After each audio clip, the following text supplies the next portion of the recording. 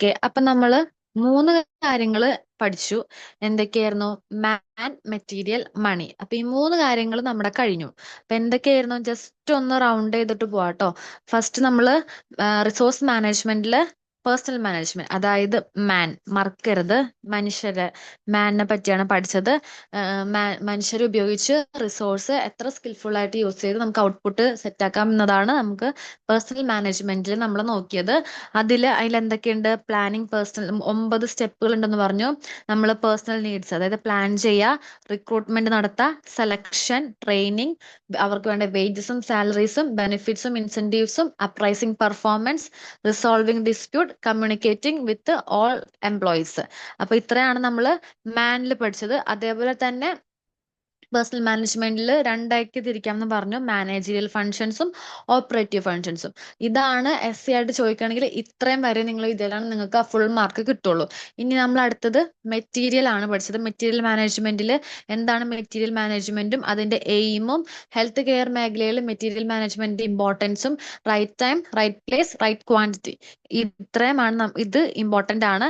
And അതേപോലെ തന്നെ materials health കെയറിൽ രണ്ടായിട്ട് ക്ലാസിഫൈ ചെയ്യണമെന്ന് പറഞ്ഞു. എന്തൊക്കെയാണ്? കൺസ്യൂമബിളും നോൺ കൺസ്യൂമബിളും. എന്താണ് കൺസ്യൂമബിൾ എന്ന് പഠിക്കുക, എന്താണ് നോൺ കൺസ്യൂമബിൾ എന്ന് പഠിക്കുക. അതേപോലെ തന്നെ 4 സ്റ്റെപ്പുകളാണ് മെറ്റീരിയൽസിൽ വന്നേക്കുന്നത്. ഓർഡറിങ് എന്താണ്, അതിന്റെ ഫോർമാറ്റ്.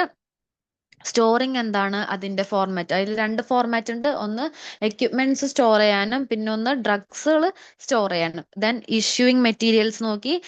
അതിന്റെ പോയിന്റ്സും കാര്യങ്ങളൊക്കെ എന്തൊക്കെയാണ് റിമെമ്പർ ചെയ്യേണ്ടത് എന്നുള്ളത് പഠിച്ചു. അതിന്റെ ഫോർമാറ്റും നമ്മൾ നോക്കി. നാലാമത്തത് കൺട്രോളിങ് ആൻഡ് മെയിൻ്റനൻസ് നമ്മൾ പഠിച്ചു. അതിന്റെ എന്തൊക്കെയാണ് കാര്യങ്ങൾ നോക്കേണ്ടതെന്ന് പഠിച്ചു. ദെൻ ഇൻവെന്ററി എന്താണെന്ന് പഠിച്ചു. അപ്പൊ ഇത്രയാണ് നമ്മൾ മെറ്റീരിയലിൽ പഠിച്ചത്. ഇതാണ് നിങ്ങളോട് ചോദിക്കണമെങ്കിൽ ഇത്രയെങ്കിലും എഴുതണം മെറ്റീരിയൽ കേട്ടോ.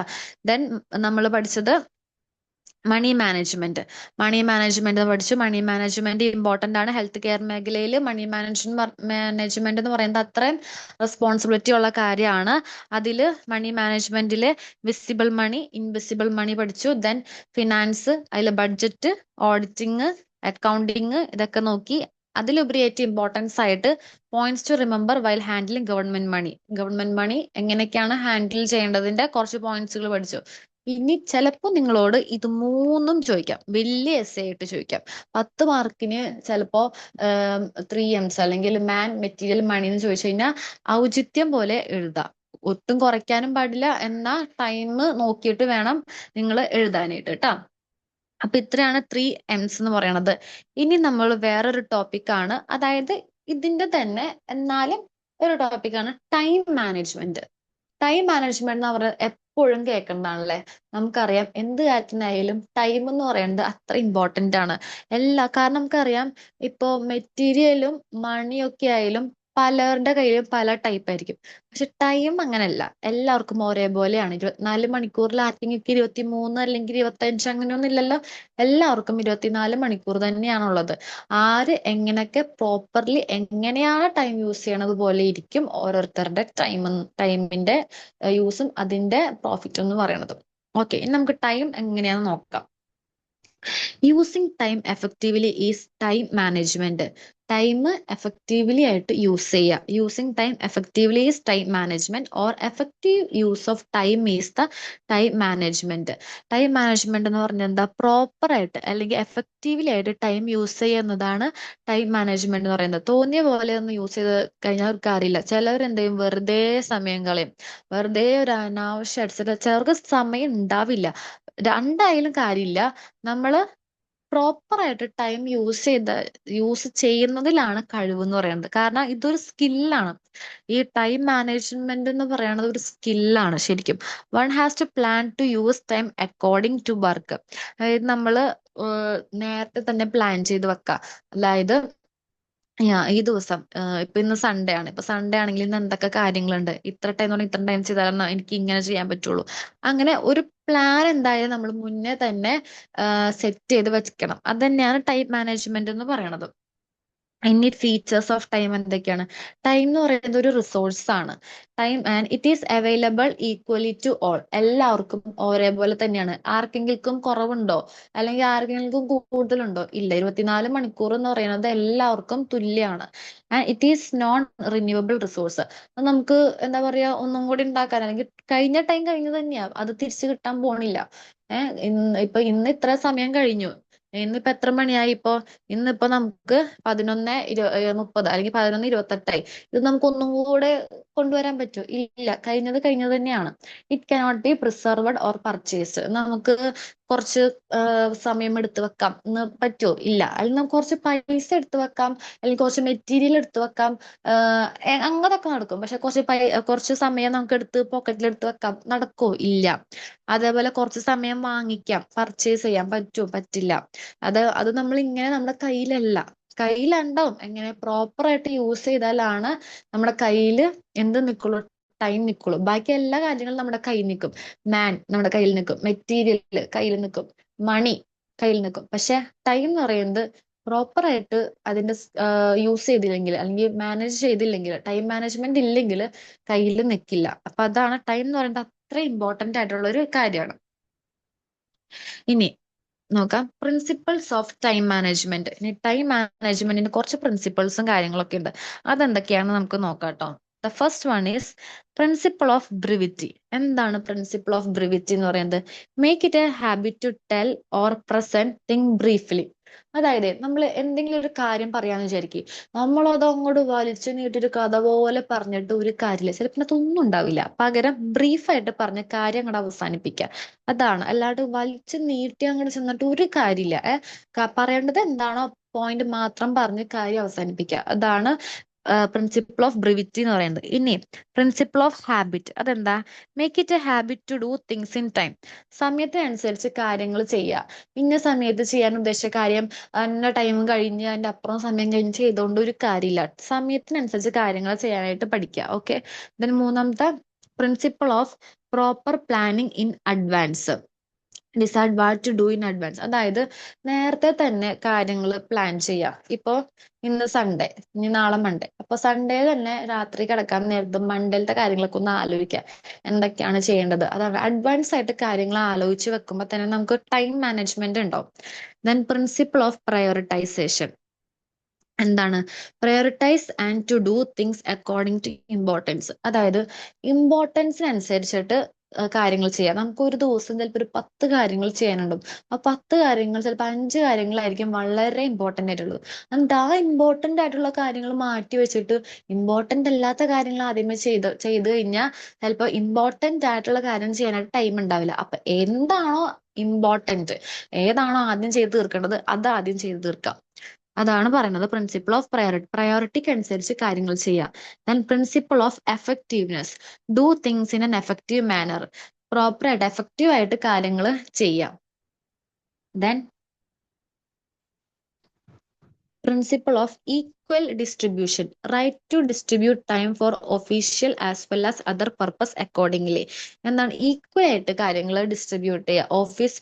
ഓഫീസ് പരമായിട്ടുള്ള കാര്യങ്ങളാണെങ്കിലും, അല്ലെങ്കിൽ ഒഫീഷ്യൽ ആയിട്ടുള്ള കാര്യങ്ങളാണെങ്കിലും, അല്ലെങ്കിൽ പേഴ്സണൽ ആയിട്ടുള്ള കാര്യങ്ങളാണെങ്കിലും എല്ലാം ഈക്വലി ഡിസ്ട്രിബ്യൂഷൻ ചെയ്യുക. കാരണം അങ്ങനെ ചെയ്താലാണ് നമുക്ക് ടൈം എഫക്റ്റീവ്ലി കൊണ്ടുവരാനായിട്ട് പറ്റും, ടൈം മാനേജ്മെന്റ് ചെയ്യാനായിട്ട് പറ്റുള്ളൂ. Then principle of time estimate. Estimate how much time you will taken four completion of A job. അതായത് നമ്മളിപ്പോ ഒരു വർക്ക് ചെയ്യാന്ന് വിചാരിക്കും. ആ വർക്ക് ചെയ്യാനായിട്ട് ചിലപ്പോൾ 1 അവറേ ആവശ്യം ഉണ്ടാവുള്ളൂ. നമ്മളത് 2 മണിക്കൂർ കൊണ്ട് ചെയ്തുകൊണ്ട് അതിനൊരു ഉപയോഗം ഉണ്ടാവില്ല. അതാണ് പറയുന്നത്. അപ്പൊ ആ ഒരു കാര്യം മറ്റൊരാൾ 1 അവർ കൊണ്ട് ചെയ്ത് തീർത്തു കഴിഞ്ഞാൽ അവിടേക്കേ ആ ടൈം മാനേജ് ചെയ്യാൻ പറ്റുള്ളൂ. അതാണ് പറയുന്നത് പ്രിൻസിപ്പിൾ ഓഫ് ടൈം എസ്റ്റിമേറ്റ്. ആ വർക്ക് എത്ര നേരം കൊണ്ട് ചെയ്യാൻ പറ്റും എന്നുള്ളത് നമ്മളൊന്ന് കാൽക്കുലേറ്റ് ചെയ്ത് വെക്കാം. ഇനി എട്ടാമത്തെ എന്താ? Principle of delegation of authority. Delegates duty to other people also. അതായത് വർക്കുകൾ കുറെ ഉണ്ടെങ്കിൽ കുറച്ച് വർക്ക് മറ്റുള്ളവർക്കും കൊടുക്കുക. എല്ലാ വർക്കും സ്വയം അങ്ങോട്ട് ഏറ്റെടുത്ത് ചെയ്തുകൊണ്ട് ഒരു കാര്യമില്ല. കാരണം ചിലപ്പോൾ അതിനുള്ള വേജ് സൈക്കിൾ നമുക്ക് കിട്ടണത്.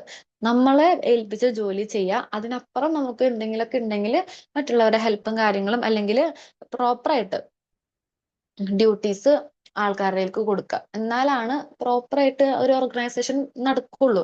എല്ലാ കാര്യം സ്വയം അങ്ങോട്ട് ഏറ്റെടുത്ത് ചെയ്ത് പറ്റാവുന്നതിന്റെ മാക്സിമം ആയി കഴിഞ്ഞു കഴിഞ്ഞാൽ വർക്കും അവിടെ വീഴും, അതേപോലെ തന്നെ ഒരു ഉപയോഗം ആർക്കും ഉണ്ടാവില്ല.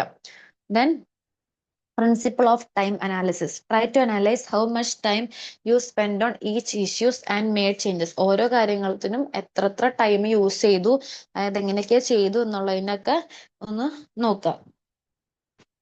Then principle of management of exemption എന്ന് പറഞ്ഞാൽ try to exempt things which you need not want to interface. Interface ചെയ്യാൻ പറ്റാത്ത കാര്യങ്ങളിൽ ഒന്നും പോയി എടുത്ത് ചാടി അങ്ങനൊന്നും ചെയ്യേണ്ട ആവശ്യമില്ല. നമുക്ക് ആവശ്യമുള്ള കാര്യങ്ങൾ മാത്രം നമ്മൾ ചെയ്യാം. അപ്പൊ ഈ 10 എന്തൊക്കെയായിരുന്നു?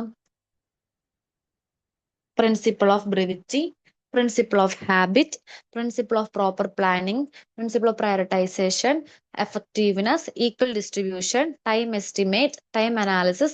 ഈ 10 ചോദിക്കാനുള്ള ചാൻസ് ഉണ്ട്, ഇമ്പോർട്ടൻസ് ആണ്. ഈ 10 എന്തൊക്കെയാണ്? Principles of time management. Time management ചെയ്യാനായിട്ടുള്ള പ്രിൻസിപ്പിൾസ് ആണ് ഈ 10 എന്ന് പറയുന്നത്. നിങ്ങൾക്ക് ചിലപ്പോൾ ചോദിക്കാൻ ചാൻസ് ഉണ്ട്, അല്ലെങ്കിൽ എന്താണ് ടൈം മാനേജ്മെന്റ് എന്ന് ചോദിച്ചു കഴിഞ്ഞാൽ ആദ്യം എന്താണ് ടൈം മാനേജ്മെന്റ് എന്ന് ഏതാ, അതിന്റെ ഫീച്ചേഴ്സ് ഏതാ, അതേപോലെ തന്നെ പ്രിൻസിപ്പിൾസ് ഏതാ. ഇനി നമുക്ക് നോക്കാനുള്ളത് മോണിറ്ററിങ് ആൻഡ് ഇവാലുവേഷൻ. നമ്മൾ ഒരുപാട് പ്രാവശ്യമൊക്കെ കേട്ടിട്ടുണ്ടാവും എന്താണ് മോണിറ്റർ ചെയ്യുക അല്ലെങ്കിൽ എന്താണ് ഇവാലുവേഷൻ ഒക്കെ ചെയ്യുക എന്നുള്ളത് കേട്ടിട്ടുണ്ടാവും. നമുക്ക് എന്താന്ന് നോക്കാം, എന്താണ് monitoring. There are 2 important sub functions of management. മാനേജ്മെന്റിന് 2 ഇമ്പോർട്ടന്റ് ആയിട്ടുള്ള സബ് ഫങ്ഷൻസ് ഉണ്ട്. അപ്പൊ ചോദിക്കാണ് dash are the 2 important sub functions of management ചോദിച്ചു കഴിഞ്ഞാൽ മോണിറ്ററിങ് ആൻഡ് ഇവാലുവേഷൻ ആണ് 2 ഇമ്പോർട്ടന്റ് സബ് ഫങ്ഷൻ. എന്തൊക്കെയാണ്? There are 2 important sub functions of management, that is monitoring and evaluation. മോണിറ്ററിങ്ങും ഇവാലുവേഷനും ഇവര് ഭയങ്കര ക്ലോസ്ലി റിലേറ്റഡ് ആണ്. എന്താണ് നമുക്ക് നോക്കാം. First monitoring. എന്താണ് monitoring? It means watching the programme and standard of work. അതായത് നമ്മൾ ചെയ്യുന്ന വർക്കും കാര്യങ്ങളൊക്കെ മോണിറ്റർ ചെയ്യുക. അത് ആ ഒരു കമ്പനി അല്ലെങ്കിൽ ആ ഒരു ഓർഗനൈസേഷനിലെ മെയിൻ അതോറിറ്റി അല്ലെങ്കിൽ അവിടെ ഒരു സെൻട്രൽ അസോസിയേറ്റീവ് ഉണ്ടാവും. അവരുടെയൊക്കെ ഡ്യൂട്ടീസ് ആണ് നമ്മൾ പ്രോപ്പറായിട്ട് വർക്ക് ചെയ്യുന്നുണ്ടോ, നമ്മൾ ടൈമിനനുസരിച്ചാണ് വർക്ക് ചെയ്യുന്നത്, ലാഗ് ആക്കുന്നുണ്ടോ, ഇതെല്ലാം മോണിറ്റർ ചെയ്ത് കാര്യങ്ങളൊക്കെ നോക്കേണ്ടത് എന്താണ് അവിടുത്തെ സെൻട്രൽ അസോസിയേറ്റീവ് അല്ലെങ്കിൽ ആരാണോ നോക്കുന്നത് അവരുടെ ഡ്യൂട്ടിയാണ് മോണിറ്ററിംഗ് എന്ന് പറയുന്നത്. ഇനി ഇവാലുവേഷൻ എന്ന് പറഞ്ഞാൽ എന്താ? Evaluation is finding out the value of what has to be done. എന്താണ് ചെയ്തത് അത് നമ്മൾ ഇവാലുവേറ്റ് ചെയ്യുക. ഇപ്പൊ ഫോർ എക്സാമ്പിൾ പറയുകയാണെന്ന് വിചാരിക്കും, ഒരു എക്സാം അല്ലെങ്കിൽ നമ്മുടെ ബോർഡ് എക്സാം ആണെന്ന് വിചാരിക്കും, അല്ലെങ്കിൽ ഇപ്പൊ വരുന്ന DHIയുടെ എക്സാം ആണെന്ന് വിചാരിക്കും. അതില് എക്സാം എഴുതിക്കൊണ്ടിരിക്കുന്ന സമയത്ത് എന്ത് ചെയ്യും? മോണിറ്റർ ചെയ്യാനായിട്ട് ടീച്ചേഴ്സ് വരും, അല്ലെങ്കിൽ ആരാന്ന് വെച്ചാൽ അവർ വരും. അവർ മോണിറ്റർ ചെയ്യും. നിങ്ങൾ പ്രോപ്പർ ആയിട്ടാണ് എഴുതുന്നത്, നിങ്ങൾ എന്തെങ്കിലും മാൽ പ്രാക്ടീസസ് നടത്തുന്നുണ്ടോ, കാര്യങ്ങളൊക്കെ ഓക്കെ അല്ലേ എന്നുള്ളത് മോണിറ്റർ ചെയ്യും.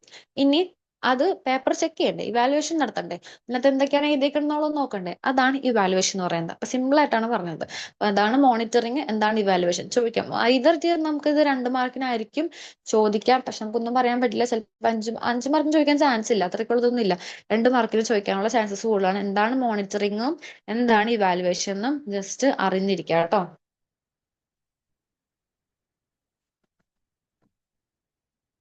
ഇനി all the health programs required continuous evaluation to measure the effect as of achieving the object and to assess the program. അതായത് നമ്മൾ ഇപ്പൊ ഹെൽത്ത് മേഖലയിൽ എല്ലാ കാര്യങ്ങളും ചെയ്യണമെങ്കിൽ അതൊരു ഇവാലുവേഷൻ ചെയ്തേ പറ്റൂ. എന്ത് പ്രോഗ്രാം നടത്തുകയാണെങ്കിലും എന്ത് കാര്യങ്ങൾ ചെയ്യുകയാണെങ്കിലും പ്രോപ്പർ ആയിട്ടുള്ള മോണിറ്ററിങ്ങും ഉണ്ടായിരിക്കണം, അതേപോലെ തന്നെ ഇവാലുവേഷൻ ഉണ്ടായിരിക്കണം. ഈ 2 കാര്യങ്ങൾ ഉണ്ടായാലാണ് നമുക്ക് ഒരു ഹെൽത്ത് മേഖലയിൽ എന്തൊക്കെയാണ് നടക്കുന്നതും എന്തൊക്കെയാണ് അത് പ്രോപ്പറായിട്ട് തന്നെയാണ് നടക്കുന്നതും എന്നൊക്കെ നമുക്ക് അറിയാനായിട്ട് പറ്റുള്ളൂ.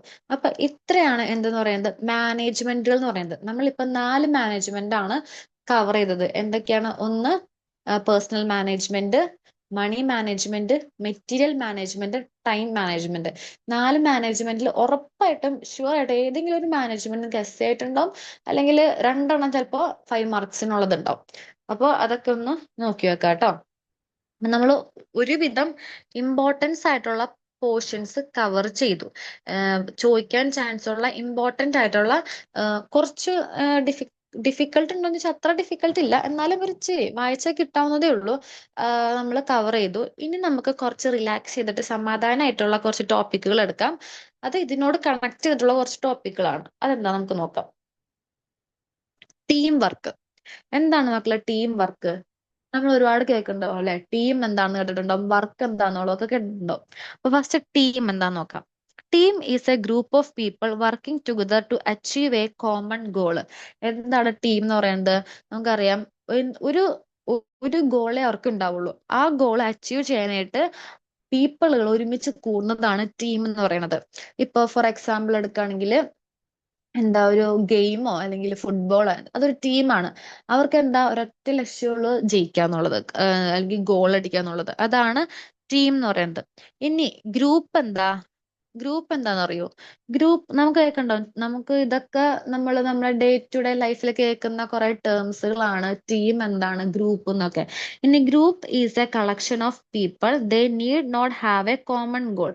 ഗ്രൂപ്പ് എന്ന് പറയുന്നത് എന്താ, കളക്ഷൻ ഓഫ് പീപ്പിൾസ്, പ്രത്യേകിച്ച് കോമൺ ഗോൾസ് ഒന്നും ഉണ്ടാവില്ല. ഒരു ഗ്രൂപ്പ് നമുക്ക് പറയാം, ഇപ്പോൾ വാട്സപ്പ് ഗ്രൂപ്പ് അല്ലെങ്കിൽ ഒരു കമ്മ്യൂണിറ്റി ഗ്രൂപ്പ്, അങ്ങനെ ഓരോരോ ഗ്രൂപ്പുകൾ ഉണ്ട്.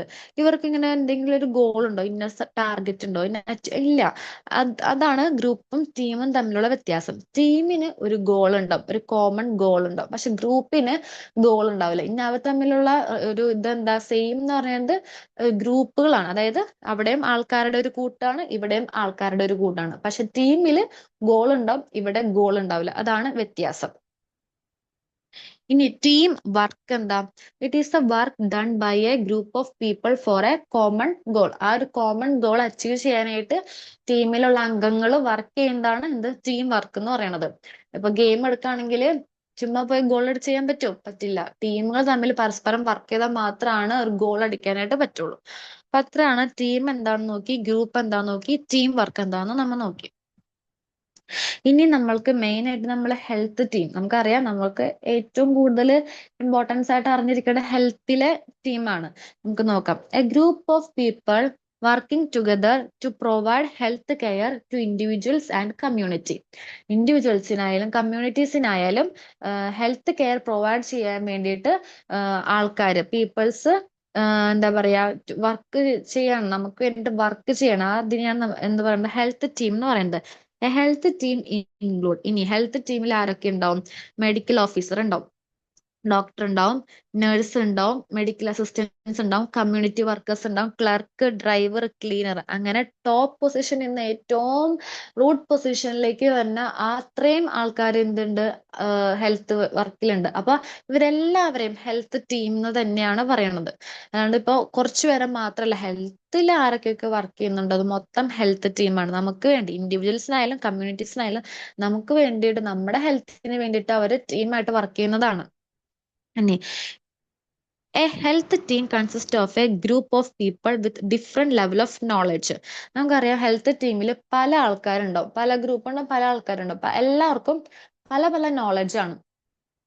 ഒരു ഡോക്ടർക്കുള്ള നോളജ് ആയിരിക്കില്ല ഒരു നേഴ്സിനുള്ള നോളജ്, അല്ലെങ്കിൽ ഒരു നേഴ്സിനുള്ള നോളജ് ആയിരിക്കൂല അടുത്ത അതിന്റെ ഒരു എന്താ പറയാ വേറെ ഒരു കമ്മ്യൂണിറ്റി വർക്കേഴ്സിനുള്ള നോളജ്. അപ്പൊ ഓരോരുത്തർക്ക് ഡിഫറെന്റ് ആയിട്ടുള്ള നോളജും എബിലിറ്റീസും പേഴ്സണാലിറ്റീസും ഒക്കെ ഡിഫറെന്റ് ആയിരിക്കും.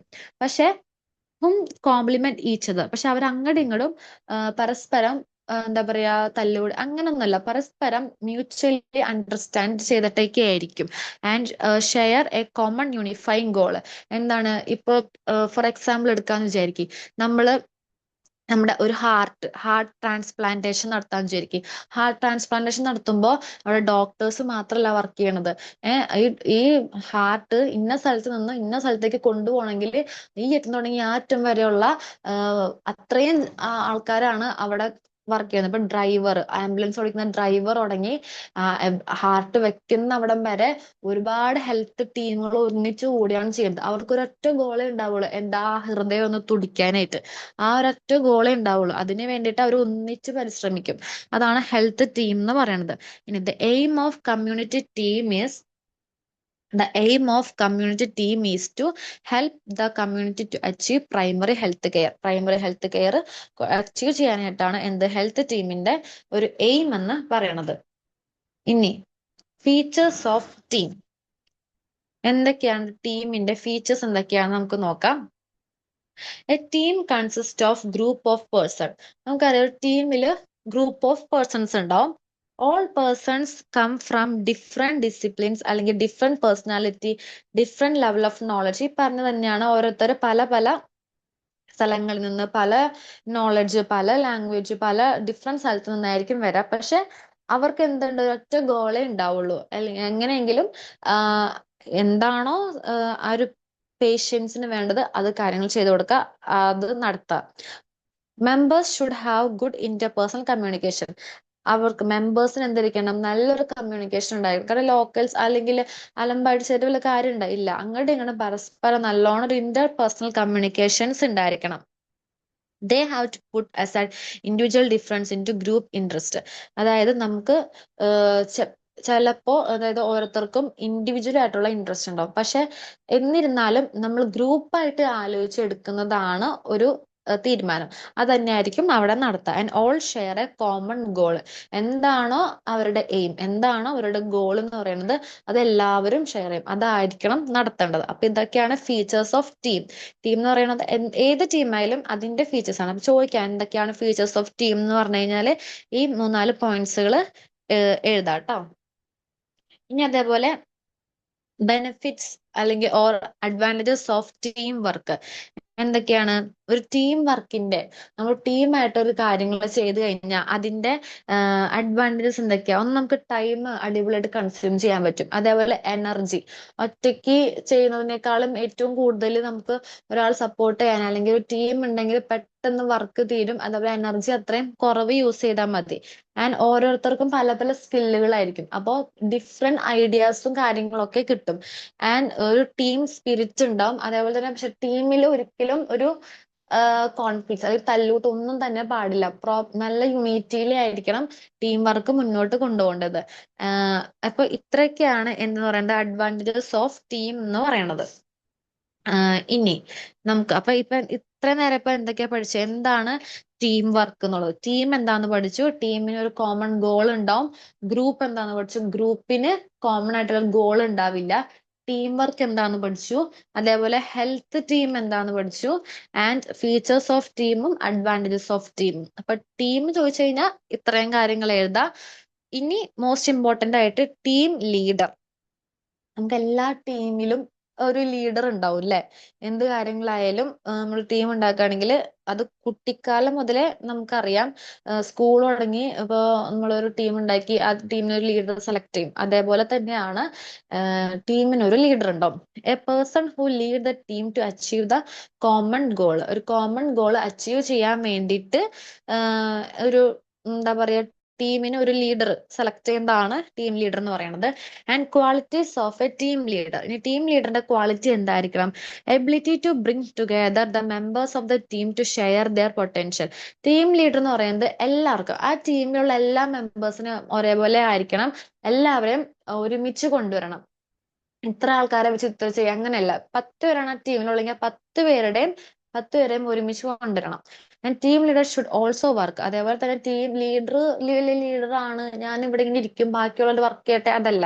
ടീം ലീഡറും അതിലും ആ 10 പേരുടെ മെമ്പേഴ്സിൽ ഒരുമിച്ച് തന്നെ വർക്ക് ചെയ്യണം.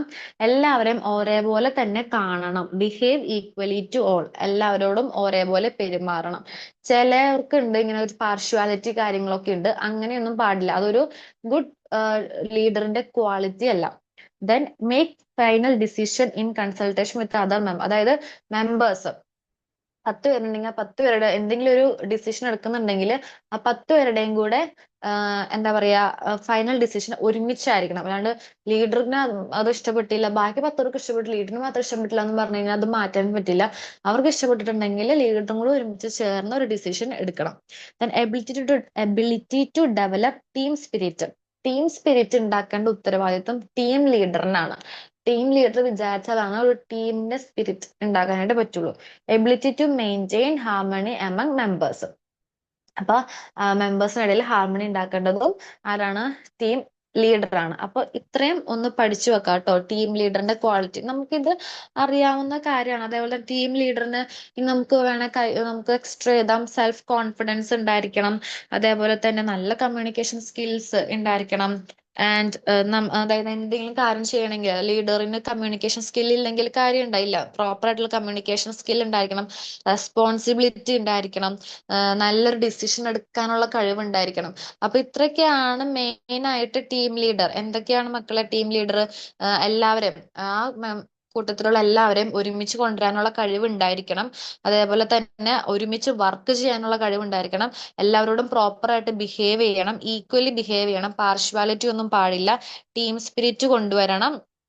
നല്ലൊരു സെൽഫ് കോൺഫിഡൻസ് ആണ് ഏറ്റവും ഇമ്പോർട്ടൻറ്റ്. സെൽഫ് കോൺഫിഡൻസ് ഉണ്ടായിരിക്കണം, നല്ലൊരു ഡിസിഷൻ എടുക്കാനുള്ള കപ്പാസിറ്റി ഉണ്ടായിരിക്കണം, കമ്മ്യൂണിക്കേഷൻ സ്കിൽസ് ഉണ്ടായിരിക്കണം, അതേപോലെ തന്നെ ഇങ്ങനെ അത്രയാണ്. ടീം സ്പിരിറ്റ് എന്തായാലും ഉണ്ടായിരിക്കണം. ഇതൊക്കെ ടീമിന്റെ ലീഡറിനെ ഡിപ്പെൻഡ് ചെയ്തിരിക്കും. ഇപ്പൊ ടീമിനെ കുറിച്ച് ചോദിച്ചു കഴിഞ്ഞാൽ എന്താണ് team, team work, health team എന്താണ്, ഫീച്ചേഴ്സ് എന്താണ്, അതേപോലെ ടീം ലീഡർ, ഇത്രയും എഴുതണം കേട്ടോ. മിക്കതും എന്താണ് ടീം വർക്ക് അല്ലെങ്കിൽ എന്താണ് ടീം എന്നൊക്കെയാണ് ചോദിക്കാൻ ചാൻസ്. ഇതങ്ങനെ ചോദിച്ച് കണ്ടിട്ടില്ല. ഇപ്പൊ ഈ ടീം വർക്ക് ഒരു 5 മാർക്കിനോ 10 മാർക്കിനോ ചോദിച്ച് കണ്ടിട്ടില്ല, ചാൻസ് കുറവാണ്. കാരണം അതിനേക്കാൾ ഇമ്പോർട്ടൻസ് ആയിട്ടുള്ള കാര്യങ്ങളാണ് മറ്റേ മുന്നത്തെ ഉള്ളത്. അപ്പൊ ഇതങ്ങനെ ചോദിച്ച് കണ്ടിട്ടില്ല. എന്നാലും 2 മാർക്കിനൊക്കെ ചോദിക്കാനായിട്ട് ചാൻസസ് കൂടുതലാണ് കേട്ടോ. ഇനി നമുക്ക് ലീഡർഷിപ്പ്, ഇതാണ് നമ്മുടെ ലാസ്റ്റ് ടോപ്പിക് എന്ന് പറയുന്നത്. ലീഡർഷിപ്പ് ആണ് നമ്മുടെ last topic. Okay, leadership. Okay, ഇനി എന്താണ് ലീഡർഷിപ്പ്? ലീഡർഷിപ്പിന് കുറച്ച് ഡെഫിനിഷൻസ് ഉണ്ട്, ഒരു 3 ഡെഫിനിഷൻസ് ഉണ്ട്. അതിൽ ഏതെങ്കിലും ഒരെണ്ണം പഠിച്ചാൽ മതി കേട്ടോ. Okay, leadership is the knack of getting other people to follow you to do willing the things you want to do എന്ന് പറഞ്ഞാൽ എന്താ? ലീഡർഷിപ്പ് എന്ന് പറഞ്ഞാൽ എന്താ? മറ്റുള്ളവർ, അതായത് താൻ ആരുടെ ലീഡർ ആണോ അവര് തന്നെ ഫോളോ ചെയ്യണം, അതേപോലെ തന്നെ താൻ എന്താണോ ഉദ്ദേശിക്കുന്നത് അത് അവര് നടത്തിക്കണം. അതാണ് ലീഡർഷിപ്പ് എന്ന് പറയുന്നത്. ആൻഡ് ഒന്നില്ലെങ്കിൽ ഈ ഡെഫിനേഷൻ പഠിക്കുക, അല്ലെങ്കിൽ അടുത്ത ഡെഫിനേഷൻ നോക്കിയേ. Leadership means inspiring confidence and trust so that there is A maximum corporations of employees within the control of management. Leadership എന്ന് പറഞ്ഞാൽ എന്താ? അതായത് താൻ ആരുടെ ലീഡറാണോ അവരുടെ ട്രസ്റ്റും അതേപോലെ തന്നെ അവർക്കും ഒരു കോൺഫിഡൻസ് ഉണ്ടായിരിക്കണം. ലീഡറിന്റെ മേലൊരു കോൺഫിഡൻസും കാര്യങ്ങളും ഉണ്ടായാൽ മാത്രമാണ് എന്താ പ്രോപ്പർ ആയിട്ടുള്ള ഔട്ട്പുട്ട് അവരിൽ നിന്ന് ഉണ്ടാക്കാനായിട്ട് പറ്റുള്ളൂ. ഇനി അടുത്ത് നോക്കിയേ. Leadership is the ability to persuade others so that the people work enthusiastically. ഈ 3 എണ്ണത്തില് മാക്സിമം ഏറ്റവും എനിക്ക് തോന്നുന്നു എളുപ്പമായിട്ട് തോന്നിയിരിക്കുന്നത് ഫസ്റ്റ് തന്നെയാണ്. Leadership is knack of getting other people to follow you to do willing the things you want to do. ഇത് നോക്കിയാലും മതി. ഇനി നിങ്ങൾക്ക് എങ്ങാനും വല്ല എസ്സേ പോലെയൊക്കെ വന്നു കഴിഞ്ഞാൽ കുറച്ചും കൂടി പോയിന്റ്സ് ആഡ് ചെയ്യണം എന്നുണ്ടെങ്കിൽ ഇങ്ങനെയും നമുക്ക് ആഡ് ചെയ്യാം കേട്ടോ. ഈ 3 ഡെഫിനേഷൻസും കൊടുക്കാം, പ്രശ്നമില്ല. ഇനി leading is a process of influencing a group of people to do work willingly to achieve goals. The most effective manager will be the most effective leader. 1 മാർക്കിന് ചോദിക്കാവുന്ന ഒരു ക്വസ്റ്റ്യൻ ആണ് ഇത്. The most effective manager എന്ന് പറയുന്നത് the most effective leader. Leader is an agent who lead the group to achieve the goals. ഇതൊക്കെ നമ്മൾ മുന്നേ ഒരുപാട് പറഞ്ഞ കാര്യങ്ങളാണ്. ലീഡർ എന്ന് പറഞ്ഞാൽ എന്താ? Leader is an agent who lead the group. ഗ്രൂപ്പിനെ ലീഡ് ചെയ്യുക എന്തിന്? ഗോൾസ് അച്ചീവ് ചെയ്യാനായിട്ട്. And leader influence the activities of other person of the group. ഗ്രൂപ്പിലെ മറ്റു പേഴ്സൺസിന്റെ ആക്ടിവിറ്റീസും കാര്യങ്ങളൊക്കെ ഇൻഫ്ലുവൻസ് ചെയ്യേണ്ടത് ലീഡറിന്റെ ഉത്തരവാദിത്വമാണ്. ഇനി നമുക്ക് നോക്കാനുള്ളത് എന്താ? ക്വാളിറ്റി. ഒരു ലീഡർ ആവാൻ എന്തൊക്കെ ക്വാളിറ്റി വേണം മക്കളെ? തോന്നിയ ആൾക്കാരെ പിടിച്ച് ലീഡർ ആക്കിയ കാര്യമുണ്ടോ? ഗോൾസും കാര്യങ്ങളൊക്കെ അച്ചീവ് ചെയ്യാൻ പറ്റുമോ? ഇല്ല. നല്ല നോളജ് ഉണ്ടായിരിക്കണം, ഇന്റലിജൻസ് ആയിരിക്കണം, ഡെഡിക്കേഷൻസ് ഉണ്ടായിരിക്കണം, അതേപോലെ തന്നെ എന്ത് പ്രോബ്ലം ഉണ്ടെങ്കിലും ഫേസ് ചെയ്യാനായിട്ടുള്ള കഴിവുണ്ടായിരിക്കണം, അതേപോലെ തന്നെ പ്ലാൻ ചെയ്യാനായിട്ട് ability to plan, organising and implement, അതേപോലെ ഗുഡ് ഡിസിഷൻ എടുക്കാനും. പിന്നെ ഹെൽത്ത് ഇമ്പോർട്ടന്റ് ആണ്. നല്ലൊരു ഹെൽത്ത്, ആരോഗ്യമില്ലാത്ത ആളെ പിടിച്ച് ലീഡർ ആക്കി കഴിഞ്ഞിട്ട് കാര്യമുണ്ടോ? പ്രോപ്പർ ആയിട്ടുള്ള ഹെൽത്ത് ഉണ്ടായിരിക്കണം. അതേപോലെ ലോയൽ ആയിരിക്കണം, സെൽഫ് കോൺഫിഡൻസ് ഉണ്ടായിരിക്കണം. നമുക്ക് ഇഷ്ടമുള്ള നമുക്ക് അറിയാവുന്ന കാര്യങ്ങളൊക്കെ എഴുതാം കേട്ടോ. Good health, good decision making capacities, അതേപോലെ തന്നെ ഗുഡ് വിഷൻ, നല്ല ഒരു നമുക്ക് ഈ 10 തന്നെയല്ല ഇഷ്ടം പോലെ എഴുതാം. നമ്മുടെ കയ്യിൽ വരുന്ന എല്ലാ കാര്യങ്ങളും നല്ലോണം കമ്മ്യൂണിക്കേഷൻ സ്കിൽ ഉണ്ടായിരിക്കണം. അതേപോലെ മോട്ടിവേഷൻ, ഇതൊക്കെ ഏതാട്ടോ, നല്ലോണം മോട്ടിവേഷൻ ചെയ്യാൻ അറിഞ്ഞിരിക്കണം. ഇതൊക്കെ നമുക്ക് ഒരു ലീഡറിന്റെ ക്വാളിറ്റി ആണ്. ഈ 10 മാത്രമല്ല, നിങ്ങൾ കയ്യിൽ ഇഷ്ടമുള്ളത് എഴുതാട്ടോ. ഓക്കെ. ഇനി ഇനി നമുക്ക് ലാസ്റ്റ് ടോപ്പിക്, അതായത് ലീഡർഷിപ്പ് സ്റ്റൈൽസ് ടൈപ്പ്. ലീഡർഷിപ്പ് ഒരു 3 ടൈപ്പുകളുണ്ട്. ടൈപ്സ് ഓഫ് ലീഡർഷിപ്പ് എന്ന് ചോദിച്ചാലും ഇത് തന്നെയാണ് എഴുതേണ്ടത്. ഇനി ഇത് ഇമ്പോർട്ടന്റ് ആണ് കേട്ടോ. എല്ലാവരും 5 സ്റ്റാർ മാർക്കിൽ ഇട്ട് വെച്ചു, നിങ്ങൾക്ക് ചോദിക്കും. ഇത് ഇമ്പോർട്ടന്റ് ആണ്. എന്തൊക്കെയാ നോക്കാം. First one is autocratic or authoritarian leadership. ഇതിൽ ഇപ്പൊ 1 മാർക്കിന് ചോദിക്കാം. കാരണം അതോറിറ്റേറിയൻ ലീഡർഷിപ്പ് എന്ന് പറഞ്ഞാൽ എന്താ, ഓട്ടോക്രാറ്റിക് സെയിം തന്നെയാണ്. This leader is one who command and expect compliance from his subordinates. ഇതെന്ന് പറയണത്, ഓട്ടോക്രാറ്റിക് എന്ന് പറയുന്നത് ആ ലീഡർ എപ്പോഴും കമാൻഡ് ചെയ്യും. അതേപോലെ തന്നെ വർക്കേഴ്സിന് ഈ ലീഡറിനെ പറ്റി എപ്പോഴും കംപ്ലൈന്റ് ആയിരിക്കും. He set the objective. ആളൊരു ഒബ്ജക്റ്റീവ് ചെയ്തു വെച്ചിട്ടുണ്ടാവും, അല്ലെങ്കിൽ ആളൊരു കാര്യം ചെയ്തു വെച്ചിട്ടുണ്ടാവും. അത് മറ്റുള്ളവരെ പുഷ് ചെയ്യിക്കുക, അതായത് ബാക്കിയുള്ളവരോട് അത് ചെയ്യണം, അത് തന്നെയാണ് ചെയ്യേണ്ടത്, നിങ്ങൾ അത് ചെയ്തേ പറ്റൂ, ഇതാണ് നിങ്ങൾ ചെയ്യേണ്ടത്. അപ്പൊ അങ്ങനെ പറയുമ്പോൾ ഓൾറെഡി എന്താ, എംപ്ലോയീസിന് ഇഷ്ടപ്പെടില്ല.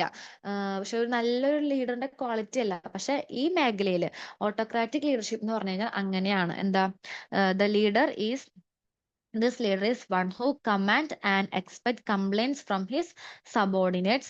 He focus only on the work. Work മാത്രമാണ് ആര് ഫോക്കസ് ചെയ്യുള്ളൂ, ഓട്ടോക്രാറ്റിക് ലീഡർ ഫോക്കസ് ചെയ്യുള്ളൂ. ബാക്കി ഒന്നും തന്നെ അയാൾ ഫോക്കസ് ചെയ്യില്ല. He set the object and push them to get the work done. He thinks that he's the one who gave order and the staff should obey them. ആളുടെ വിചാരം എന്താ, ആളാണ് എല്ലാം, ആള് പറയണത് സ്റ്റാഫ് കേൾക്കാൻ പാടുള്ളൂ. സ്റ്റാഫുകൾക്ക് വേറെ സ്റ്റാഫ് ഉണ്ടെന്ന് പോലും ചിലപ്പോൾ ആ ലീഡർക്ക് ഓർമ്മയുണ്ടാവില്ല. വർക്ക് എങ്ങനെയായാലും സ്മൂത്ത് ആയിട്ട് നടക്കുക. അതെങ്ങനെ ആവുമ്പോ, ഇങ്ങനെ വരുമ്പോ എന്താ, സ്റ്റാഫുകൾക്ക് ഭയങ്കര പേടിയായിരിക്കും, ഈ ലീഡറിനെ പറ്റി ഭയങ്കര ടെൻഷൻ ആയിരിക്കും. അതേപോലെ തന്നെ ഒരു നെഗറ്റീവ് ആയിട്ടുള്ളൊരു ഇമ്പാക്റ്റ് ആണ് അവിടെ കൊണ്ടുവരുന്നത്. അപ്പൊ ഇങ്ങനെ വരുമ്പോ അവർക്ക് എന്താ വിചാരിക്കാം, സ്റ്റാഫുകൾ വിചാരിക്കും ദേ ആർ നോട്ട് സെക്യൂർ, അവർക്ക് അൺഫീലിംഗ് ആയിരിക്കും. അവർക്ക് ഒരു തരത്തിലുള്ള ഒരു ആ ഒരു ലീഡറിനോട് ഒരു തരത്തിലുള്ള ഒരു സ്നേഹം ഒന്നും തന്നെ ഉണ്ടാവില്ല, പേടിയായിരിക്കും കൂടുതൽ ഉണ്ടാവുക. പിന്നെ ഇതിന് ഈ ഒരു ലീഡർഷിപ്പിന് കുറച്ച് മെറിറ്റ്സ് ഉണ്ട്, അതേപോലെ തന്നെ ഡിമെറിറ്റ്സ് ഉണ്ട്. മെറിറ്റ്സ് എന്ന് പറഞ്ഞാൽ എന്താ, ഒന്നില്ലെങ്കിൽ മെറിറ്റ്സ് എന്ന് പറഞ്ഞാൽ ഡിസിഷൻ പെട്ടെന്ന് ഉണ്ടാക്കും, അതേപോലെ വർക്കൊക്കെ പെട്ടെന്ന് നടക്കും. കാരണം പേടിയാണല്ലോ, വർക്ക് ചെയ്തില്ലെങ്കിൽ അതിന്റെ പണിഷ്മെന്റും കാര്യങ്ങളൊക്കെ കിട്ടിക്കഴിയുമ്പോൾ വർക്ക് പെട്ടെന്ന് ചെയ്യും. പക്ഷെ ഇത് ഡിമെറിറ്റ്സ് എന്ന് വെച്ച് കഴിഞ്ഞാൽ ഇത് ഒട്ടും ആക്സെപ്റ്റ് ചെയ്യാനായിട്ട് പറ്റില്ല. ഇറ്റ് കനോട്ട് യൂട്ടിലൈസ്, അല്ലെങ്കിൽ ഒട്ടും ആക്സെപ്റ്റ് ചെയ്യാൻ പറ്റില്ല. അതേപോലെ തന്നെ ഇത് മറ്റേ നമ്മുടെ വർക്കേഴ്സിന്റെ കഴിവുകളൊന്നും അതിൽ ഉപയോഗിക്കാൻ പറ്റില്ല. കാരണം ഓൾറെഡി ലീഡർ പറഞ്ഞിട്ടുണ്ട് ഇത് ചെയ്താൽ മതി, വേറെ നോ മോർ കമന്റ്സ്, ഇത് ചെയ്താൽ മതി എന്ന് പറഞ്ഞിട്ടുണ്ട്. അതിനുപരി മറ്റേ നമ്മുടെ വർക്കേഴ്സിന് അവരുടേതായ കഴിവുകളോ ഒന്നും തന്നെ ഉപയോഗിക്കാനായിട്ട് പറ്റില്ല. The members cannot take any decision. മെമ്പേഴ്സിന് ഒരു ഡിസിഷനും എടുക്കാനായിട്ട് പറ്റില്ല. സബോർഡിനേറ്റ്സ് ഫീൽ ഇൻസെക്യൂർ, അവർക്ക് ഭയങ്കര ഇൻസെക്യൂർ ഫീൽ ചെയ്യും. അതേപോലെ തന്നെ ലീഡറിനോട് ഭയങ്കര പേടിയായിരിക്കും. ആൻഡ് എലമെന്റ്സ് ഓഫ് യൂണിറ്റിയും കാര്യങ്ങളൊന്നും തന്നെ ഉണ്ടാവില്ല. അതുകൊണ്ട് തന്നെ ദിസ് ടൈപ്പ് ഓഫ് ലീഡർഷിപ്പ്, ഈ ലീഡർഷിപ്പ് എവിടേക്കാണുള്ളത്, മിലിറ്ററി. അത് നിങ്ങൾക്കൊരു പോയിന്റ് ആയിരിക്കും കേട്ടോ. മിലിറ്ററിയിലൊക്കെ ഇങ്ങനത്തെ ലീഡർഷിപ്പാണ് നടക്കുക, ഇങ്ങനത്തെ ഓട്ടോക്രാറ്റിക്. അത് നിങ്ങൾക്ക് 1 മാർക്കിന് ചോദിക്കാം. മിലിറ്ററിയിലുള്ള ലീഡർഷിപ്പ് എങ്ങനത്തെയാണ്, അല്ലെങ്കിൽ ഓട്ടോക്രാറ്റിക് അല്ലെങ്കിൽ അതോറിറ്റേറിയൻ ലീഡർഷിപ്പിന്റെ ഒരു എക്സാമ്പിൾ എഴുതാൻ പറഞ്ഞു കഴിഞ്ഞാൽ മിലിറ്ററിയിലുള്ളതാണ് ഓട്ടോക്രാറ്റിക്. അവിടെ ഒരൊറ്റ റൂൾസും കാര്യങ്ങളൊക്കെ ഉള്ളൂ, അത് ഒബേ ചെയ്യുക, അതിനു വേണ്ടി വർക്ക് ചെയ്യുക, അത്രയുള്ള, വേറെ ഒരു തരത്തിൽ കമന്റ്സും കാര്യങ്ങളൊന്നും തന്നെ പാടില്ല. നല്ല രീതിക്കുള്ള പണിഷ്മെന്റുകൾ കിട്ടും. ഇനി രണ്ടാമത്തെ നോക്കിയേ, ഡെമോക്രാറ്റിക് ഓർ പാർട്ടിസിപ്പേറ്റീവ് ലീഡർഷിപ്പ്. ഡെമോക്രാറ്റിക്കിന്റെ വേറൊരു പേരാണ് പാർട്ടിസിപ്പേറ്റീവ് ലീഡർഷിപ്പ്. പാർട്ടിസിപ്പേറ്റീവ് ലീഡർഷിപ്പ് വന്നെന്നും പറഞ്ഞ് അത് ഡെമോക്രാറ്റിക് ആണ് പകരം മാറി എഴുതിയൊന്നും വെക്കരുത് കേട്ടോ. ഇനി in this type leader കൺസിൽ with the subordinates on proposed actions and decision. He encourage participation from them. അതായത് എന്താ, ഡെമോക്രാറ്റിക് ആണ് നോർമലി ഒരു ലീഡർ, ഡെമോക്രാറ്റിക് ആയിരിക്കും. അതായത് എങ്ങനെയാ വെച്ചാൽ ഒരു ഗോൾസും കാര്യങ്ങളൊക്കെ സെറ്റ് ചെയ്ത് രണ്ടുപേരും അങ്ങോട്ടും ഇങ്ങോട്ടും ലീഡർ ആയാലും വർക്കേഴ്സ് ആയാലും മ്യൂച്വലി അങ്ങോട്ടും ഇങ്ങോട്ടും മനസ്സിലാക്കി അവരെന്നേക്കും ഗോൾ സെറ്റ് ചെയ്യുക, പക്ഷെ സബോർഡിനൻസിനോടും കൂടെ അവരുടെ സ്കിൽസും കാര്യങ്ങളൊക്കെ ഉപയോഗിച്ച് തന്നെയായിരിക്കും. അല്ലാണ്ട് വേറെ എന്താ പറയാ ഒറ്റ ഇതേ ഉള്ളൂ, നിങ്ങൾ അതേ ചെയ്യാൻ പാടുള്ളൂ, അങ്ങനൊന്നുമില്ല. ഈ ലീഡർ എന്ത് ചെയ്യും, ഡെമോക്രാറ്റിക് ലീഡർ എന്ത് ചെയ്യും, കേൾക്കും, സബോർഡിനൻസിന് പറയണത് കേൾക്കും, അല്ലെങ്കിൽ വർക്കേഴ്സ് പറയണ ഒപ്പീനിയൻസ് കേൾക്കും, അവരുടെ ഐഡിയാസും കാര്യങ്ങളൊക്കെ മനസ്സിലാക്കിയിട്ട് ലീഡറിന് അത് ഓക്കെ ആണ്, നല്ല ഐഡിയ ആണെന്നുണ്ടെങ്കിൽ ലീഡർ എടുക്കും. മറ്റേതിൽ എങ്ങനെയാണ്, ലീഡർ പറഞ്ഞാൽ സെറ്റ് ചെയ്തു, ഇനി വേറെ ഒരു തരത്തിലുള്ളവരൊന്നുമില്ല, ഇത് തന്നെ എന്നുള്ളതാണ് മറ്റേതില്. പക്ഷെ ഇതിലങ്ങനെയല്ല, ഇവർക്ക് ഓൾറെഡി ഒരു പ്ലാൻ ഉണ്ടാവും, പക്ഷെ നമ്മുടെ സബോർഡിനൻസിന്റെ കൂടി പ്ലാനുകൾ നോക്കിയിട്ട് രണ്ടിലും ഏതാണോ നല്ലത് നോക്കിയിട്ട് അങ്ങനെ മ്യൂച്വലി ആണ് ഇത് കൊണ്ടുപോണത്. ഇനി ഇതിന്റെ അഡ്വാൻറ്റേജസ് എന്തൊക്കെയാന്ന് നോക്കാം. Under these types of leadership the members feel that they are importance.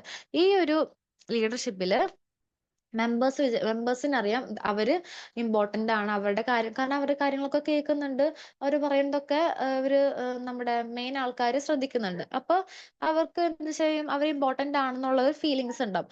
Members will be more motivated. മെമ്പേഴ്സിന് നല്ലോണം മോട്ടിവേഷൻസും കാര്യങ്ങളും കൊടുക്കും, അതുപോലെ അവർ നല്ലോണം മോട്ടിവേറ്റഡ് ആവുകയും ചെയ്യും.